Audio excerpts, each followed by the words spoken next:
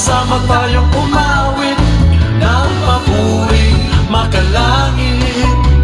Sama-sama nating itaas ang ngalan niya sadyang wagas.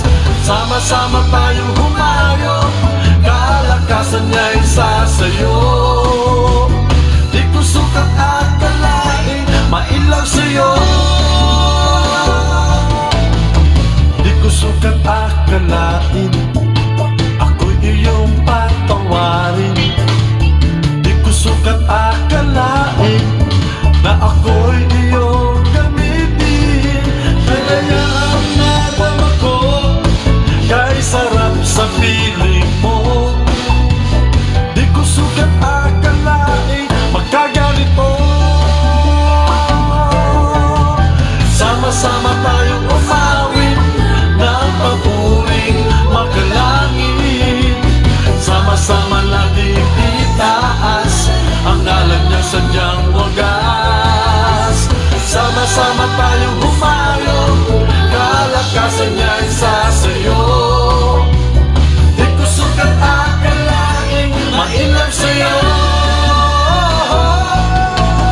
Sama-sama tayong umawit ng papuring makalangit. Sama-sama nating itaas ang ngalan niya sadyang wagas. Sama-sama tayong humayo, kalakasan niya'y sasayo. Di ko sukat akalain, mainam sa'yo. Di ko sukat akalain,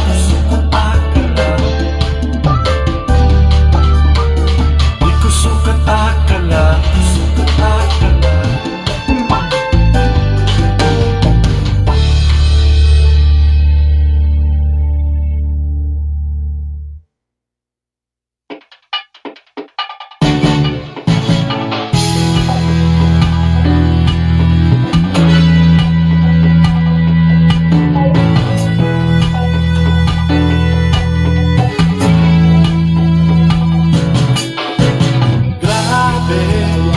Grabe ang pag-ibig mo.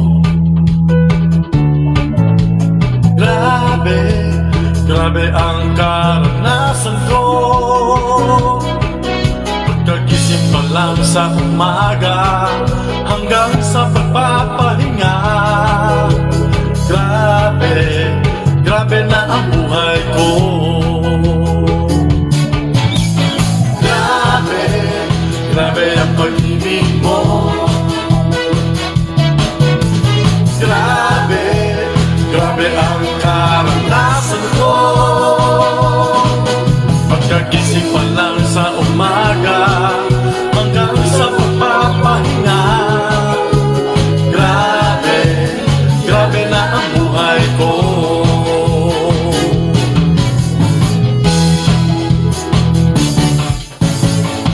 Kay sarap-sarap sa presensya mo.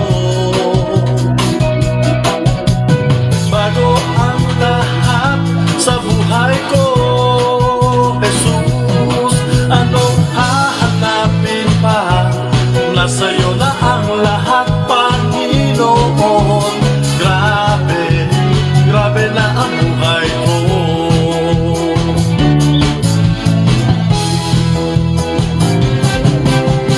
Grabe, grabe ang pag-ibig mo. Grabe, grabe ang karanasan ko. Pagkagising pa lang sa umaga hanggang sa pagpapahinga.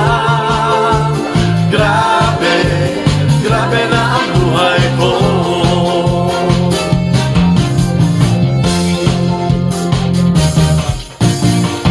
Kay sarap-sarap sa presensya mo.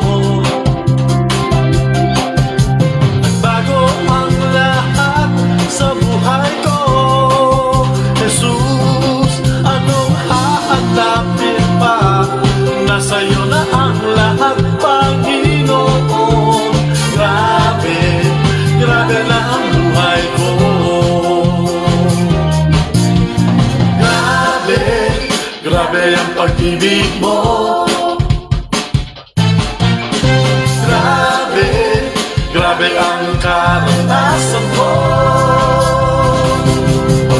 Simpan lang sa umaga hanggang sa pagpapahinga. Grabe, grabe, grabe, grabe na ang buhay ko.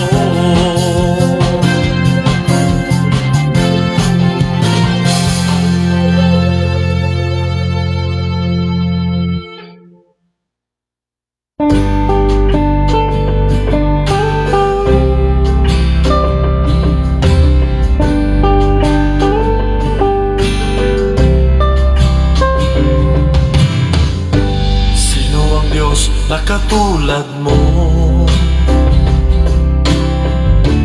tanging ikaw lang ang Panginoon. Walang katulad ang pag-ibig mo, tanging ikaw ang buhay ko. Sino ang Diyos na katulad mo? Tanging ikaw lang ang Panginoon. Walang katulad ang pag-ibig mo,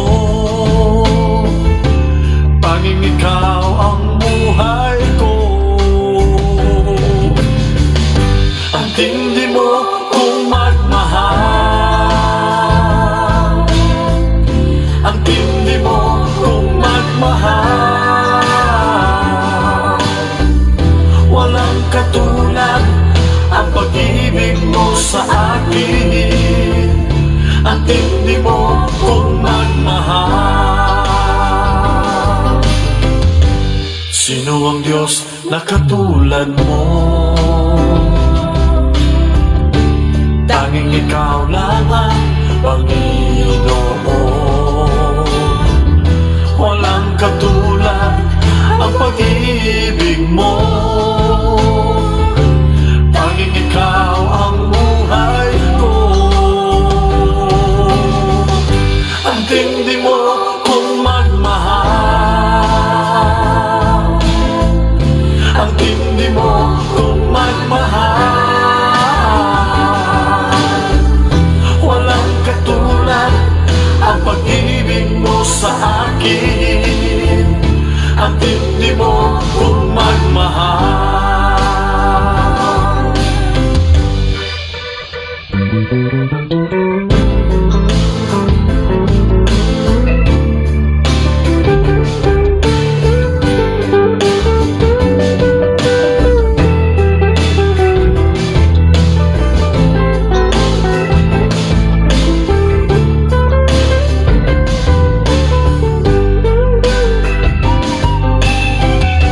Grabe ka kung magmahal,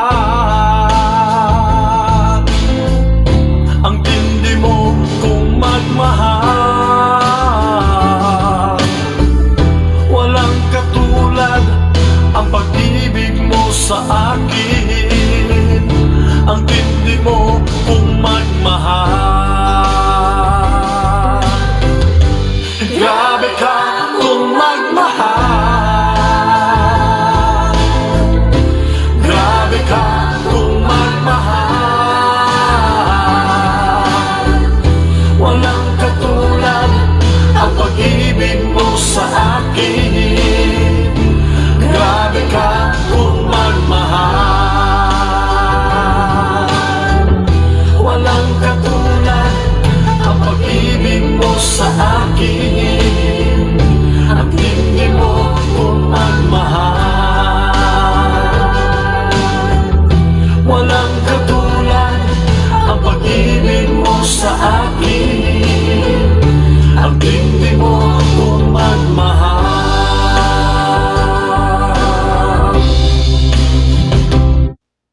Kung magmahal, ang tindi mo kung magmahal. Walang katulad ang pag-ibig mo sa akin. Ang tindi mo kung magmahal. Sino Sino ang Diyos na katulad mo? Tanging ikaw lang ang Panginoon. Walang katulad ang pag-ibig mo. Tanging ikaw ang buhay ko. Ang tindi mo kung magmahal. Ang tindi mo kung magmahal. Walang katulad ang pag-ibig mo sa akin. Ang tindi mo kung magmahal.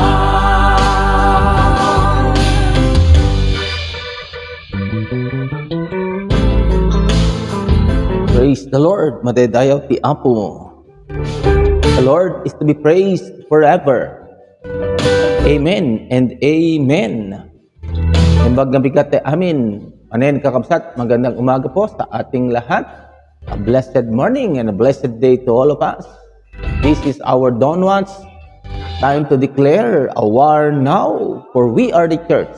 And a time to proclaim the gospel of the kingdom of God and disciple a world now. We greet you again, brothers and sisters, in the name of our Lord Jesus Christ, the author and the finisher of our faith, the Alpha and the Omega, the beginning and the ending, the commander of the army of the Lord, the King of kings, the Lord of lords, the Son of the living God, the bread of life, the good shepherd, the Emmanuel, our high priest, and the Savior of the world. Today is April 3, 2026, and it's Friday here in the Philippines. Mataydayaw ti Apo bilang nga Holy Friday ibiyang ti relihiyon. Mataydayaw ti Apo, kumusta tayo amin manen, kakabsat ti day ti nga bigat. Hoping and praying that as always everything is okay, everything is all right. God's care and guidance in His presence sa kanyang kaharian. Mataydayaw ti Apo. So good morning po sa lahat ng ating mga kasama ngayon who have joined us this morning. Good morning to Pastor Remy Benitez, Pastor Gina Benitez. Well, kasama po yung mga kapatid natin dyan sa Blessed Bakery. Good morning, Guam, USA. Tamit yan ni Manong Pastor Amba Renato Agno. Good morning. And so with Sister Medlita de Lorcasa. Hallelujah. Tamit yan ni Sister Manang Nelia Cirilo Realin. Good morning. And so with Amba Donna Fernando, good morning po. Tamit kini Brother Michael Cabono. And so with Sister Marvic Peralta Reverso, good morning. Tamit kini Sister Mercy Prado, good morning. Naimbag nga bigat tayo amin kakabsat. Tamit kini Brother Pastor Loreto Damaso. And so with Sister Claire, kini Brother Rene Cabreros, good morning. Naimbag nga bigat. And so with Sister Manang Julita Cabreros Cabalo, good morning and good afternoon po dyan sa US of A. And good morning as well to Amba Jabo Abuhen. Shalom. Well, good morning at sa lahat po ng ating mga kasama sa umagang ito who are joining us pero hindi po natin nakikita ang inyong mga pangalan, and knowing that you are there watching, listening, and joining us, good morning po sa bawat isa sa atin. Hallelujah. Father, we thank you once again for this wonderful day that you have given to us. Yaman kami, Apo Diyos, tigtuloy kinimbag, kinamanagayat mo kada kaming aglaplapusanan, nagyaman kami manen, Apo Diyos, ti barong agsapa, ti barong angis, ti barong abiyag, may paay kada kami, nadaydayaw ka, Apo Diyos. Once again, O Lord, I commit me Ito'y apo di sa panag itipon, panagmaymaysang, mangiday tayo apo di tanapatig nga nagan mo. Dawatin mi tagtultuling panang bendisyon mo, ken panang kulot mo. Kadagitoy, apo di nga ramid, kadagitikan kanta apo Dios, ken matanang ipagkatupar. Apo Dios, balindang nga bendisyon, titunggal maysang nga dumngeg, ken pangrunaan apo Dios, ti panakabendito, kay tanapatig nga nagan mo, apo. And in the reading of the words, once again, O Lord, speak to us and let your message be given to every one of us again this morning. That in our prayer together, let prayers be answered, let requests, needs be met, be provided according to your will and to your purpose. Yaman kami, Apo Diyos, we acknowledge your presence always in your presence, O Holy Spirit. This is our prayer in Jesus' name. Amen and amen. Glory to God. Good morning as well to Sister Vilma. Good morning po. Walang katulad ang pag-ibig mo sa akin.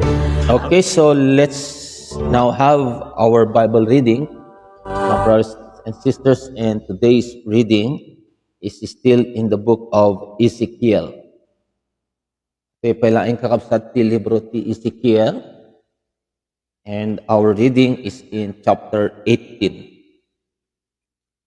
Chapter 18 of the book of Ezekiel is our Bible reading for today. And it's always for us to remember and never to forget that a chapter a day keeps the devil away. Hallelujah. Ezekiel chapter 18.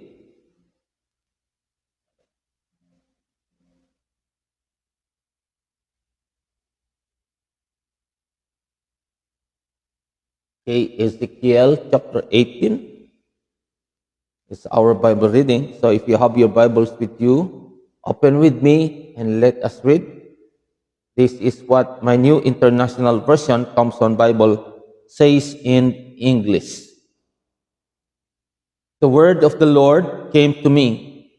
What do you people mean by quoting this proverb about the land of Israel? Fathers eat sour grapes, and the children's teeth are set on age.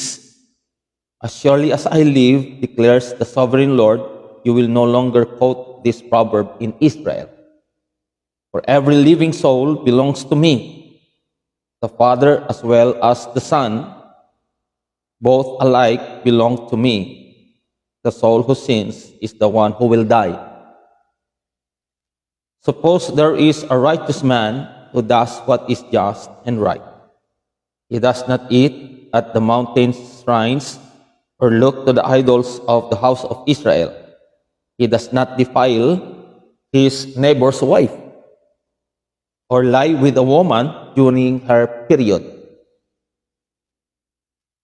He does not oppress anyone, but returns what he took in pledge of for a loan. He does not commit robbery, but gives his food to the hungry and provides clothing for the naked. He does not lend at usury or take excessive interest. He withholds his hand from doing wrong and judges fairly between man and man. He follows my decrees and faithfully keeps my laws. That man is righteous. He will surely live, declares the sovereign Lord. Suppose he has a violent son who sheds blood or does any of these other things, though the father has done none of them. He eats at the mountain shrines. He defiles his neighbor's wife. He oppresses the poor and needy. He commits robbery. He does not return what he took in pledge. He looks to the idols. He does detestable things. He lends at usury and takes excessive interest. Will such a man live? He will not, because he has done all these detestable things. He will surely be put to death, and his blood will be on his own head. But suppose his son has a son who sees all the sins his father commits, and though he sees them, he does not do such things.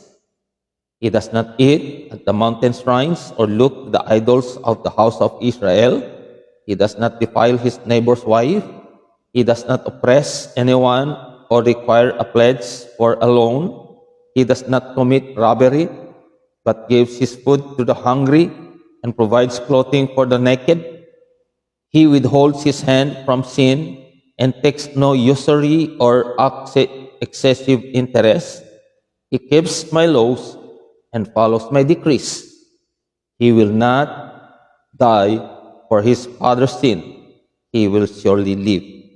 But his father will die for his own sin, because he practiced extortion, robbed his brother, and did what was wrong among his people. Yet you ask, why does the son not share the guilt of his father? Since the son has done what is just and right and has been careful to keep all my decrees, he will surely live. The soul who sins is the one who will die. The son will not share the guilt of the father, nor will the father share the guilt of the son. The righteousness of the righteous man will be credited to him, and the wickedness of the wicked will be charged against him. But if a wicked man turns away from all the sins he has committed and keeps all my decrees and does what is just and right, he will surely live. He will not die. None of the offenses he has committed will be remembered against him. Because of the righteous things he has done, he will live. Do I take any pleasure in the death of the wicked? Declares the sovereign Lord. Rather, am I not pleased when they turn from their ways and live? But if a righteous man turns from his righteousness and commits sin and does the same detestable things the wicked man does, will he live? None of the righteous things he has done will be remembered. Because of the unfaithfulness he is guilty of, and because of the sins he has committed, he will die. Yet you say, the way of the Lord is not just. Hear, O house of Israel, is my way unjust? Is it not your ways that are unjust? If a righteous man turns from his righteousness and commits sin, he will die for it. Because of the sin he has committed, he will die. But if a wicked man turns away from the wickedness he has committed and does what is just and right, he will save his life. Because he considers all the offenses he has committed and turns away from them, he will surely live. He will not die. Yet the house of Israel says, the way of the Lord is not just. Are my ways unjust, O house of Israel? Is it not your ways that are unjust? Therefore, O house of Israel, I will judge you, each one according to his ways, declares the sovereign Lord. Repent, turn away from all your offenses, then sin will not be your downfall. Rid yourselves of all the offenses you have committed, and get a new heart and new spirit. Why will you die, O house of Israel? For I take no pleasure in the death of anyone, declares the sovereign Lord. Repent and live. Father, once again, we thank you for the words that we have just read. As we always ask, Father, that you continue to bless and anoint every ears and give us the understanding. We will be able once again to receive your message and the wisdom. We will be able to experience the demonstration of thy words. once again this morning. Kan kanayon, o Holy Spirit, agdepender kami ken ka. Ken kaap, panangisuro, panangi-reveal, kada kami dagiti banbanag, kinapudno, kadagiti nga saong. For truly you are the Spirit of truth. Kitam, kada kami up, o Espiritu, dagiti banbanag, na maamuan mi, takwatan mi, as we ask this day once again for our daily bread. So Father, let your will be done and your name be exalted according to your words. This is our prayer in Jesus' name.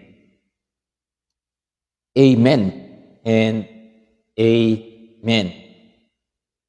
Hallelujah. Glory to God. Okay, so that is chapter 18. Sarsaritaan na ditoy ay panggep no anya no sino anyang sino ti matay when no agbiag, or who will, the soul that will die and the soul that will live. Ti kararwa nga agbiag ken ti kararwa nga matay.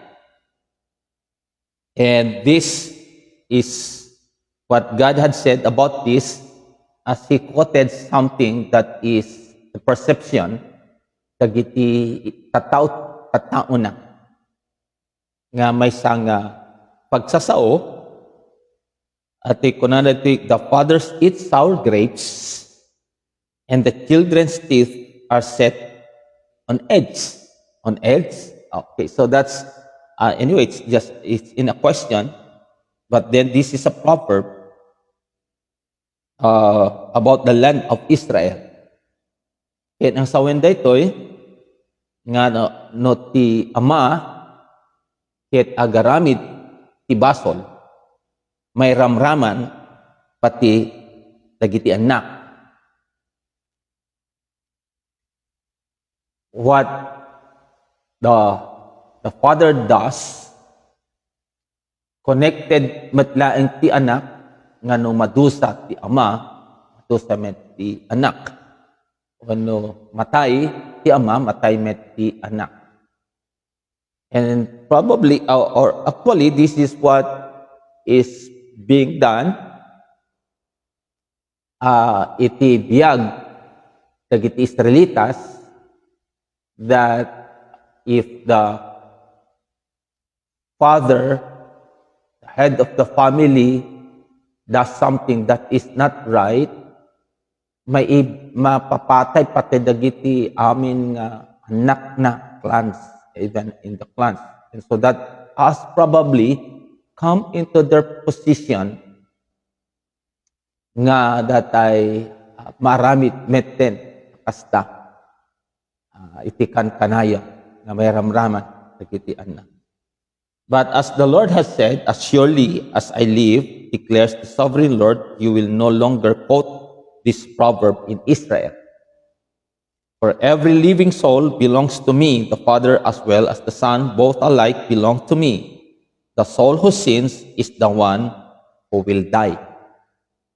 Dayjay kararwa nga agbasol isuti matay. And it has become at this time nga ti panusa dijay ket ipapatay. And I think during this time talaga nga literal nga mapapatay dagiti tattao when they commit sin. Maubor, stone to death, or whatever it will be, nga maaramid, kasjay iti maaramid.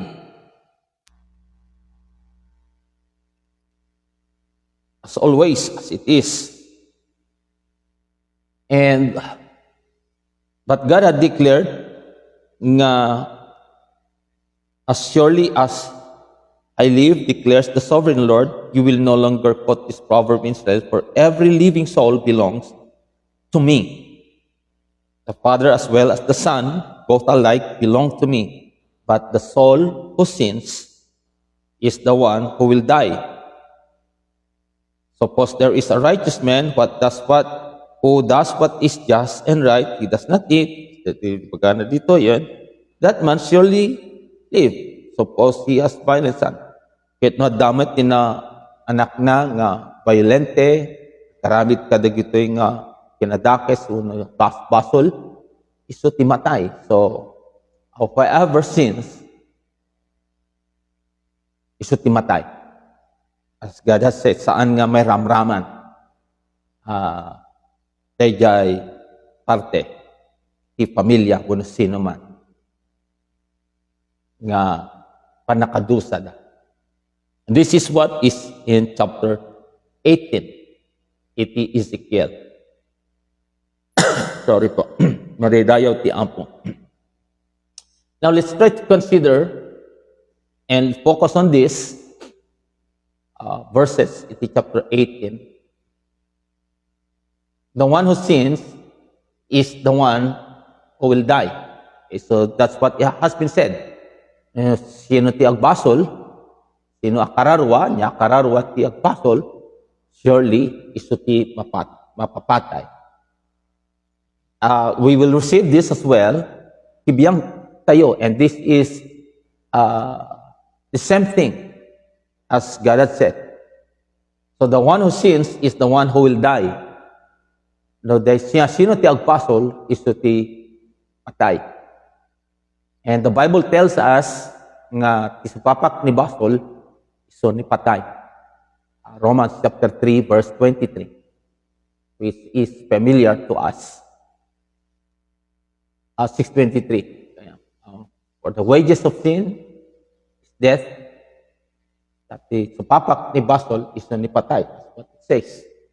But siya sino nga ron ti agpasol, iso ti mapapatay. The word death there, ano nga nang nangruna, sasaritaan na may panggap ti physical death. But the word death there it means separation or disconnection. Panakaisina, wano panaka-disconnect ti tao, iti Diyos.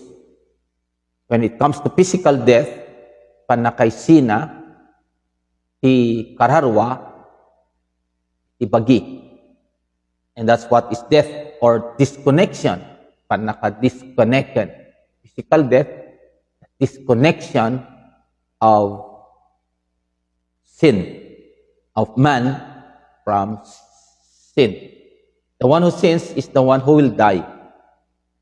The child will not share the guilt of the parent, nor will the parent share the guilt of the child. The righteousness of the righteous will be credited to them, and the wickedness of the wicked will be charged against them. But if a wicked person turns away from all the sins they have committed and keeps all my decrees, and does what is just and right, that person will surely live. They will not die. Okay, let's repeat that. No ti managdakdakes a tao, paglikodan na, dagiti amin abas basol da na they have committed, since they have na-commit da, ket salimit-mitanda dagiti bilbilin ko, ket aramiden da ti nalinteg ken apagiso, dahi tanga tao sigurado nga agbiag. haan nga matay. They will not die. They will be reconnected from their disconnection. And that's what isarsaritaan na dito verse 21. So, nuti tiyamag basol, sut madusa, nuti anak, sut basol, sut madusa, nuti ama, iti basol, dahi anak, saan nga mairam raman. And now, in this part, says here, whoever is nagbasol, kung naman nagdakdak is either the ama, o the anak, the ama ken ti anak, the Lord has said, nagpadpada da, nakukwa na. So this speaks the kukwa ti Diyos. Kukwa na tayo ti Diyos. Ngemno, dayjay, managbasol na tao, dakis nga tao, that agbabawi, turns away from all the sins they have committed and keeps all pababawian na dagiti amin nga basbasol na ket salimot-matan na dagiti bilbilin na. So we see it here, something that we need to understand, nga kas kada tayo may pilang tayo di nagbasol, or all have sinned and come short of the glory of God. Naman pa saan nga dayjay di talaga nga kinasasino tayo. Because originally, we were not sinners. But originally, we were created in the image and in the likeness of God. Ngayon kasaritain ti Romans chapter 5 verse 12, na may gapot ti may nga tao, and that's Adam, na itunda nga amin, ket mapapatay da, gapot ta amin, ket nagbasol da. So, po iti panakatnag, panagbasol ni Adan ken ni Eva, na itunda nga amin, ikapututan na, adda ti kasasaad da nga agbasol. Ngem saan nga dayjay ti nangrugyanan. Originally, itunggal may sakada tayo, because we originated from God and made, created in His image and His likeness. And that we are blessed, we are fruitful, we can multiply, we replenish the earth, we are overcomer, we subdue, and we have dominion over all things. That's our original design.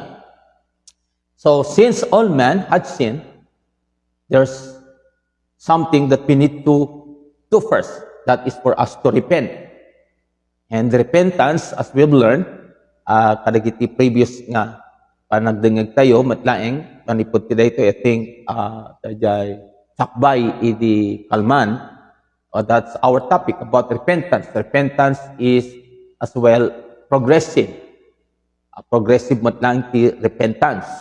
You must have to change your mind, the way you think, kas ken ni nayawawan nga anak, digyan ti parable of the lost son. He came into senses, in his senses, hip na, dayjay kasasaad na, dayjay nagapuan na ni amana, pagtaingan ni amana. And so, he changed his mind, linagip na, pinanunot na, di talaga nga kinasasino na. And then, as he changed his mind, he turned away. So, naglikodan nan, dayjay nga kasasaad tibiyag na, ket nagsubli ken ni amana, ket nag-as ti pamakawan ken kuana. And that's repentance. Repentance is not just asking for forgiveness. But before you ask for forgiveness, you have to turn around from those sin and approach Him. But you need to turn around. Before you turn around, you need to change your mind. Because it's hard for us to turn around if we didn't change our mind. We don't know who we are or what is our origin. So it's just like in that parable, if iday nga pangarik, pakpakawat na, nga dadya anak, pinanunot na dayay dati a kinasasino na. So that means when we are to be in that position, ket agpakawan tayo, kadagiti basbasal tayo, panunutan tayo. Ada tayo ket saan tayo ama nagbasol, no di ket di tayo ket panarswana tayo akasasping ken kaladladawan ti Dios. Because if we don't consider that, ket ipanpanunot tayo lata, ket managbasol tayo, anto nga maramid, dahil progression, ti panakaisubli tayo, reconnection tayo, ken ni Apo Dios narigat. It will always be left, right, left straight, right straight, left straight, pangato pababa, pangato pababa. So it's our struggle when it comes to sin. At ayeti kasasaad na. So we need to change our mind, turn away, adaywam, turn away from all the sins you have committed. Turn away from those sins and there ask for forgiveness. Pakawan ka, confess your sin, and ask for forgiveness, and surely God will forgive us because He is true and just to forgive our sins. 1 John 1:9. And then, if you are forgiven, therefore then keep His decrees. So, follow Him, obey Him, live in Him, stay connected to Him, and be established in His house, in His kingdom. And that's what it's all about. So that means, if you are forgiven, that tayo ket napakawan tayon, therefore, we should stop from the sins and turn away. That means turn away. Adaywamon. So once you are away from sin, surely there's no tendency for that sin, for things for you to be tempted. Nasikta tayo ket ma-temptat tayo. And thus, what is just and right, ket aramidan nan, kaya pagiso, right, nalinteg kaya pagiso, that person will surely live. Dahil nga tao, ket sigurado ngagbiag, will be reconnected, restored, and surely they will not die. Surely they will not die sa anda nga mapukaw, anda nga madadael. They will be disconnected. Let's try to understand this as well. In the book of Luke, chapter 23, we thank God na mabalintel tamot, makipag-celebrar. Tingal daw, kaduan na kadagiti churches, especially tibiyang ti Roman Catholic, kadagiti kabsat tayo nga Roman Catholic, and some other evangelical churches, wano kadagiti churches tayo, kakadwa tayo, they aramidan dati makon ko ng 7 palabras, 7 last words. And those 7 last words are shared, preached, iti iglesia this afternoon, into no maleb. And pag-isumet, dahil lesson tayo, ti chapter 18, ti Ezekiel, in connection to Luke chapter 23, may panggip dayay na aramid, dayay cross. Iti kada ni Apostles dayay cross, nga kadwana, dagiti duwangat, nga nay crossmen, kanikid kenti kanawan. And there was a conversation that took place. And this is a part of the message of the Lord Jesus Christ on the cross, which is the second message. The first message of Jesus Christ is, Father, forgive them, for they know not what they are doing. So, if we truly are ask for forgiveness, God is going to forgive us. Truly, God is going to forgive us because we don't know what we are doing. And it's not just a message of forgiveness, but it's a message of pardon. Panakawaya-waya.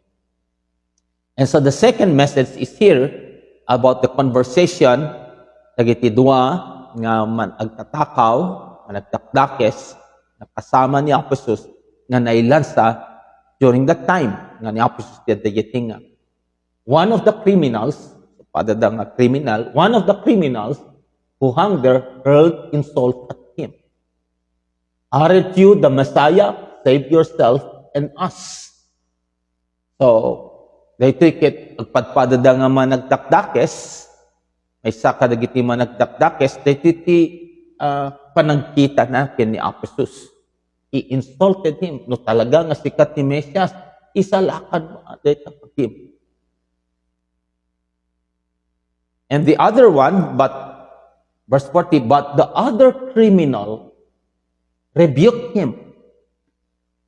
Don't you fear God? He said, di ka kadi agbuteng iti Dios, since you are under the same sentence. Di ka kadi agbuteng, so nabigbig na ti Dios. And ipanang bigbig na ti Dios, isu ti Dios nga mang sentensya. He is a God that is just to punish sin. And since you are under the same sentence, agpadpadadamat nga na sentensyaan, ngem agdumalaeng, ti panakasentensya ni Aposos, ti panakasentensyada. Because truly, they have sinned. And they were considered as criminals because they did sin. But Jesus Christ, He was considered to be a criminal, but being criminal, saan nga naramid? Because He was just the substitute. Ni Aposos na bilang substitute, amay gapot ti basol tayo. Basol, dagiti tattao. But we see it here that the other criminal rebuked him. Don't you fear God? So he considered God na big na ti Diyos. We are punished justly. Okay, so na madusa tayo nga naikalintegan kaputay sudakit nagbasol ta. For we are getting what our deeds deserve. Jesus Christ was crucified being criminal, but it was not his sin because he paid the price he did not pay. He paid, binayadan na ti utang nga di namet inutang. But this man has done nothing wrong. Awanti inaramid na nga mati. So it's just that Jesus Christ had taken our sins. So this man nga nagbigbig ti Dios ken kinasasino daytoy nga sukit saan nga nagbasol. Ngem isu iti nagbasol, he had confessed that he had sinned. And that this one who is in the middle is the Messiah and has not done anything wrong. Then he said, so he confessed, then he said, Jesus, remember me when you come into your kingdom. Lagipen na to no adda ka iti pagariam. That is his kingdom which is in heaven. And that is the man recognizing that Jesus is crucified and surely they will die, both of them. They will die, but he believed that Jesus Christ will rise again. He will be resurrected. Agungar tumet laeng, ket mapanton iti pagarian na. So nga kinunana, remember me when you come into your paradise. And so Jesus answered him right away. Dahito nga tao, saan nga nagbautisar? But by his confessions, by what he said, Jesus had said, truly I tell you today, you will be with me in paradise. Makipagtaeng kanto kanya DJ Paraiso iti pagariak. And so Jesus Christ has said this. And that shows that this wicked man, nakasarak ti pabor apan nakaisalakan, panakapakawan ti basol na, amay paay ti panakaisalakan na in that moment of his time. So what did he do? He did what is right. In Romans chapter 10, verse 9, pagana dito'y, that if you confess with your mouth the Lord Jesus. So dito nga lalaki, inkonfesar na ni Apesus. When he said, Jesus, he saw him as a man who does not sin, who has come from God. That if you confess with your mouth the Lord Jesus, he had seen that Jesus is the Lord. That he is the one who will save you. That if you confess with your mouth the Lord Jesus and believe in your heart, ket patjem manipod ti tapusom, that God has raised him from the dead, you will be saved. Ket mamati ka, manipod ti tapusom, believe with all your heart that God has raised him from the dead. So this man believed him that he is going to be raised up. Takinunana, laglagipen nakto into no mapanka iti pagaryam. Amuna, ngisuda agpadpadada matayda. Because that's the penalty of their sin. Literally, mapapatay da. So, napapatay da nga talo.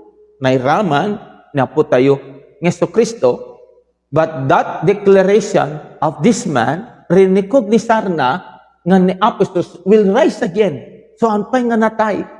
But he believed that he will rise again.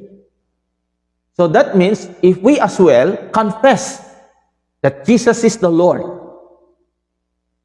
and we believe in our heart that God has raised him from the dead, this man, patyan na nga iso matay to, ngem agungar to, ampay laing nga nagungar. And so much more to us, na paniknikan tayo nga ni Apesus nagungar, and if we believe that God has raised him, surely you will be saved. You have received salvation. So from what is done here, as if it's not ABC, but it's the invert part, CBA. Confess, believe, and accept salvation. And you will have salvation. You will be saved. So, dahito nga tao, nga managdakdakes, na bigbig na, ni Apesus, ti kinasesino na, ket inkonfesar na, manipod ti puso na, ngesukit agungar to, takinuna na, remember me in paradise. And Jesus Christ had give him salvation. Nadaan kinkwa na, ti panakaisalakan. And that's what is all about. Kada tayo kakabsat ng mayan, ni Apo tayo, ng Kristo. So, in Ezekiel, so truly, as it says there, nga no agpakawan tayo, kadagiti basol tayo. Surely, God is going to forgive us. Awanen ti anyaman, nga banagpay, nga aramiden. Just surrender yourself to God by confessing from your mouth that he is the Lord, and believe that Jesus Christ has been raised from the dead, surely you will arrive into your salvation. Magunodam to, ti panakaisalakan. And our salvation does not remain there. Looking back to Ezekiel, going back to Ezekiel chapter 18, verse 24. But if a righteous person turns from their righteousness and commits sin, but if a righteous person turns from their righteousness and commits sin, he has confessed his sin, confessed that Jesus is Lord, and believed from his heart that Jesus Christ has rose from the dead by the Father. He has received salvation and has been considered as righteous. But it says here, but if a righteous person turns from their righteousness and commits sin, and does the same detestable things the wicked person does, will they live? Agbiagda, none of the righteous things that person has done will be remembered. Awan to Apolos, dagiti banbanag nga naramid dayta nga nalinteg, nga malagip to pa. That's why Jesus Christ said, nga, at danto dagiti agkuna apo-apo, ngem kunanto ti Dios kadakwada, ti kayo am mo. Ngem itakdaran to, dagiti magkuna nga nagbiag nga nalingteg, nagaramid kami kadagiti mirakulo, nagpadto kami, ipakamo dagiti makuna nga righteous things nga inaramid da, but Jesus Christ, at that moment, at that time, God will directly say to them, di ka am-amo. Kaya nasawen, di ka am-amo, haan ko nga ammo dagiti inaramid mo. And so that shows to us, brothers and sisters, as it says, because of the unfaithfulness they are guilty of, and because of the sins they have committed, they will die. They will be disconnected. They will be separated. And that's what it says here. Ititiipilang natin ipakamuna. It doesn't mean that you can say that you are saved.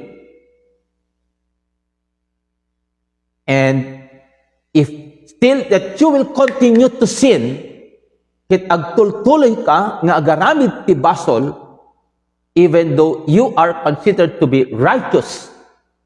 Because if we receive Jesus Christ, we are declared righteous. Because the righteousness of God through Christ is imputed to us, but that imputed righteousness, if not demonstrated, and we live in our unfaithfulness, surely those righteous things that we do, as we say, they will never be remembered. So that means it's always progressive. It's not that you are saved, you have confessed that Jesus is the Lord and believe that Jesus Christ has risen from the dead, and now you are saved. It doesn't mean that you are saved. Ikararwam, it naisalakan yan. But it's not at that. Masapol nga adda aramidem. You have to demonstrate that righteousness that is imputed into your life.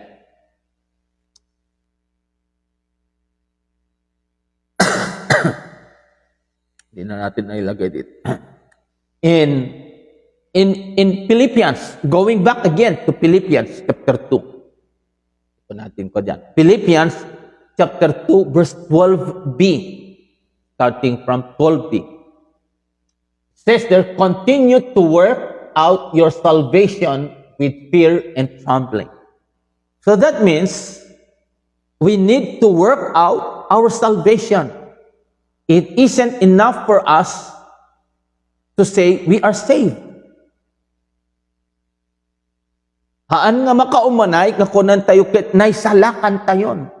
And there's a teaching that once you are saved, you're saved. Oray garamit kan ti basol, garamit kan ti dakes, may salakan ka. But that's not what the Bible tells us. Now that you are saved, you have confessed from your heart that Jesus is the Lord, the King, and that you believe that Jesus Christ has risen from the dead, you arrive into your salvation. You have accepted salvation in your life. Takin kanti pa na kay salakan.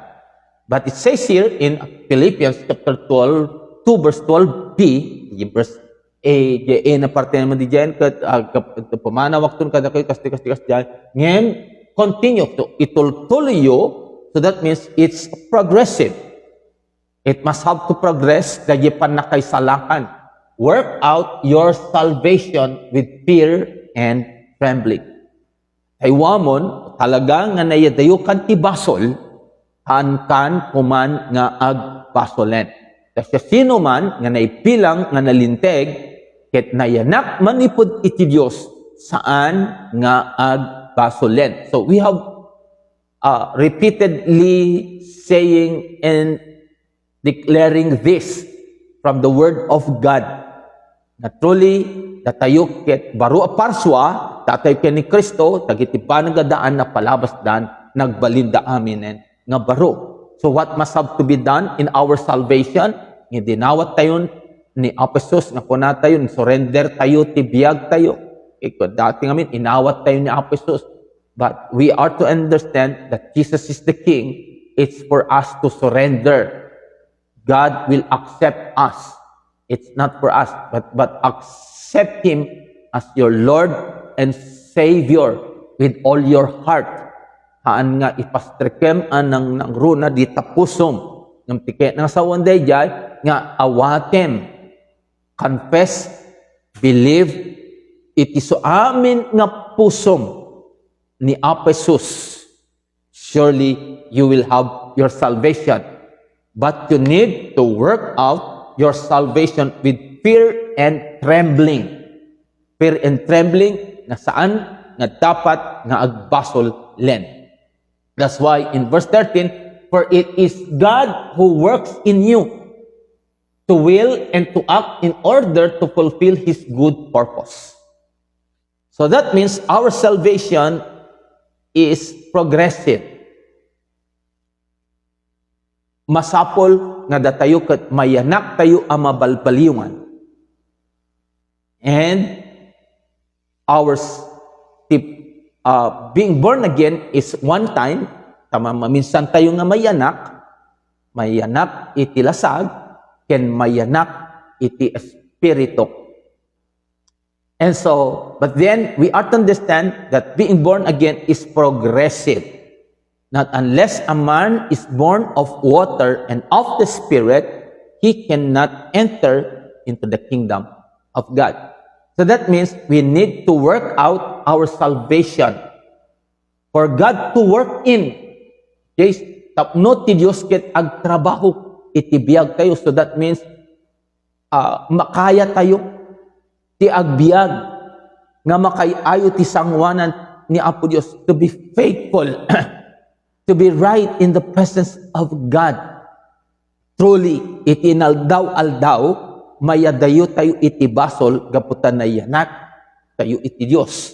Because if we work out our salvation, it's God to work in.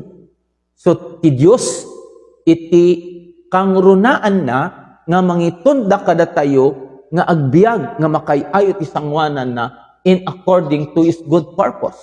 So anya di good purpose na do everything without grumbling or arguing. Verse 15, so that you may become blameless and pure children of God without fault in a warped and crooked generation. And this is the good purpose of God to us while we are still here on earth in this crooked generation. We are now at this time of a crooked generation. Nakadakdak nga henerasyon. What is the generation of today? Generation Z? Anya ti kasasaad nan, dagiti tattao, dagiti agtutubo, ti katduanan, kadagiti akasasaad. We are in a crooked generation. But God's purpose to every one of us, we are unique. We're supposed to be in this kind of life if we say we are saved. We are to work out our salvation for God to work in so that His purpose, good purpose, will be done. Maramit kada tayo nga tipanggep na that we may become blameless and pure. God without, children of God without fault, nga wan ti kamalina in a warped and crooked generation. This is not in the future. This is now. My brothers and sisters, dato'y ti kasasatay, so we need to work out our salvation. So sa buhay ng nasa kaharian ng Diyos, ang iglesia na nasa kaharian ng Diyos ay hindi na-struggle ang kasalanan, for sin truly is no longer an issue. Anan nga issue pa kada tayo. And so we need to work out. Then you will shine among them like stars in in the sky. Madaydayo ti apostol, this is what must have to be done. So then you will shine among them like stars in the sky. This is the plan and the purpose of God to us. We always say, we are the light of the world. We are the salt of the earth. But truly, are we really salt of the earth or light of the world? We ought to understand this, brothers and sisters. We can never be a light, shine among like stars in the sky, if we are not in this purpose of God to every one of us. Nohaan tayo nga agbyag ti talaga nga plano ken panggep ti Dios kada tayo. For us to become blameless and pure, children of God without fault in a warped and crooked generation. Madaydayaw ti Apo. And so, going back to what has been said. Sino anya ti kararwa nga agbyag? Ken ti mapapatay. Matusa. Dahil tao nga garamit ti basod ket di nabigbigen ti Dios nga nangibaon ti anak na. May paiti pa na kay salakan. Babaenti pa na i-confessa. Yan pa na mati. Soda. Di kararwa. Ama papatay. Ngem dayjay kararwa nga agpabawi. Kada giti basbasol da. Babaenti pa ng balbaliw da ti panunot da. Ket aday wanda ti basol. Ket agtultuloy da nga agbiag. Biag tinay salakan. Ket ti Dios agtrabaho kadakwa da. Ket agbiag da anapudno. Kay ayo ti sangwanan iti Dios isuda ti agbiag. Makagunod da ti biag nga nanayon. And so this is what it's all about. Brothers and sisters, why Jesus Christ has come. Apay nga ni Apesus imay dito rabaw ti daga. In sakripisyo na, dahil kinasya sino na, pinanawan na, di kasasaad na, kasti kasasaad ti Ama, tiye pagarian na di jay langit. Insaad na ti bagina akas adipen. Itibiyang ti may nga tao. Pinanawan na inaramid na dayja. Laksid ti dayta nagtulnugan na iti papatay. Inted na ti biyag na amay pailaeng ipanakay salakan itong galmay sa kada tayo.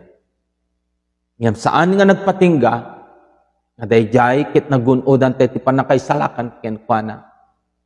Nyaman nga rinugyan ti Apo ti biag tayo, kaya na nga ramiden. So kaya nang sawan, you are to work out your salvation for God to work in, for His purpose to be done. Ket maramid ti biag tayo. Awan pa kapilawan na. Kas may bilang nga nak Diyos, iti daytoy nga nakillo. Nga, henerasyon.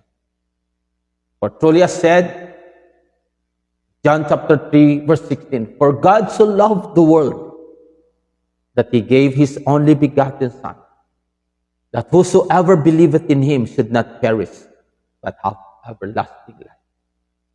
This has been preached, and it's always connected and in the subject of the love of God. Di panagayat ti Diyos.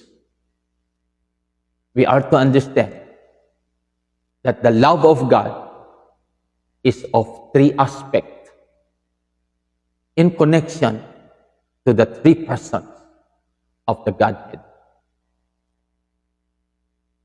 Ti ayat ti Ama, ti ayat ti Anak, ken ti ayat ti Espiritu Santo. Ti ayat ti Diyos Ama, it is considered as giving.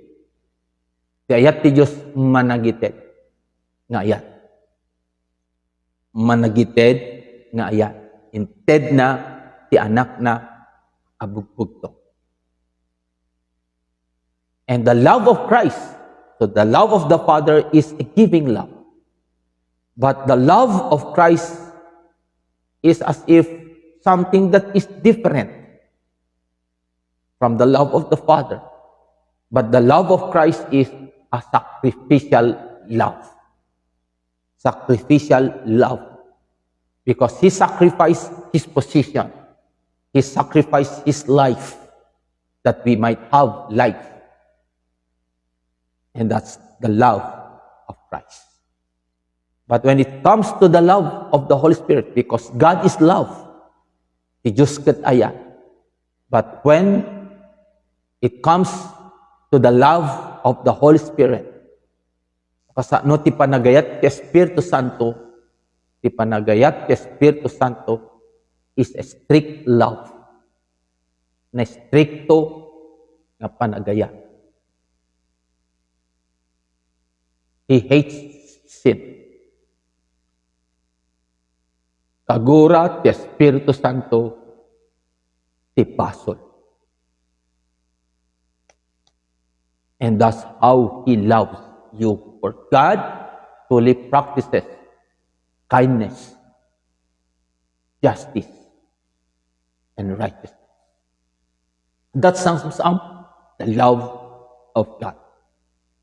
Kaya when the Holy Spirit loves, He convicts us if we commit sin. And if we truly are walking in the Spirit, we continue to live in His ways and never to grieve and to quench Him and to blaspheme Him, because the Holy Spirit is very strict, and that's the kind of love He shows to every one of us. So brothers and sisters, we need to understand this. Sapol, awaten tayo daytoy. Mayan ni Aposos, tibiyag ditong galmay sa kadatay. We are so thankful that because of God's love, we are here. We are saved and continue to be in His love, in His presence. And as we continue to in His love and His presence, surely God is going to manifest His goodness to every one of us.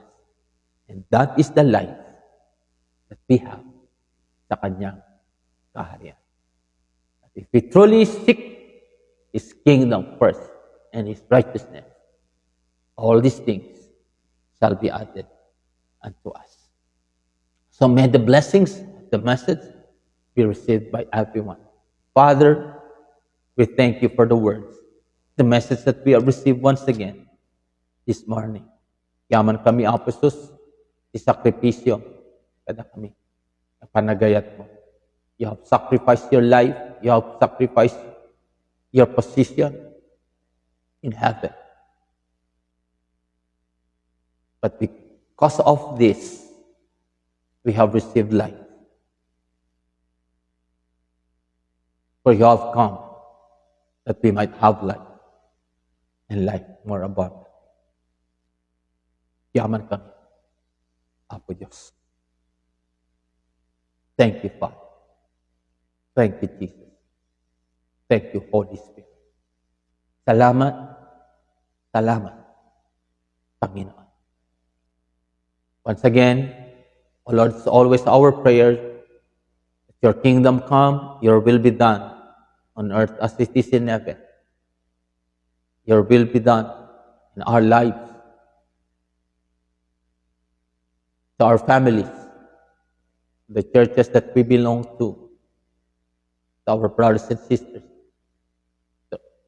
to our relatives, to our community, to our province, to our nation, to our municipalities, to our barangays, as it is in heaven. Let it be, Father, in the name of Jesus Christ, that as we continue to seek first your kingdom and your righteousness, Lord, you have promised that all these things shall be added unto us. Daman Apo Diyos, but anyway, Father, anyhow, daman Apo dagiti agkuna, dagiti kasapulan, nagpilbiro Apo Diyos, kasapulan in any aspect of our lives. Lord, we know who you are to us. Sikat ti Diyos, ti amin mi, awan to't pagkurangan mi. Yaman Apo dagiti masapul mi, kanyaman nga spet ti biag mi physically, materially, emotionally, mentally, intellectually, socially, spiritually, morally, Lord. Manifest who you are according to our needs. Once again, O Lord God, tiday tingal daw, tumit mi ken ka. Sa di naman, Apo Diyos, nagiti pagturungan mi, kananyaman nga ramidan mi, maramid da Apo Diyos, kas ti pageta, ken pakay dayawan, dahil ng pateg nganagan. Di naman, Apo Diyos, nga papanan mi, tiday tingal daw, kadagiti daldalan mi, tiruror mi, si Sarek may kinirurwar mi kadagiti pagtaingan mi, ken sa di naman pagturungan mi, spektaren mi, Apo Diyos, ikan kanayon, mayadayo kami ti dakes, mayadayo kami ti disgrasya, mayadayo kami kadagiti soliso, tikan kanayon masarakan minto, Apo Diyos, dagiti nalasbang a pag-araban, ken naglaplapusanan, pagkabendisyonan, itong galmay sa kadakab. Tamit tinapo yung panang itultuloy mo nga panang bendisyon. Kadagiti aramid, dagiti ima, itong galmay sa kadakab. May paay, ipanakasabet, dagiti kasapulan. Ken kinabak na, yung sagana, itong galmay sa kadakab. Pay na po yung panang bendisyon, ken panang parang ay mo, dagiti mula, apit, tingwen, negnegosyo, trabaho ken pakitrabahuan, ken profession titong galmay. Parang ay ket mabendisyonan na.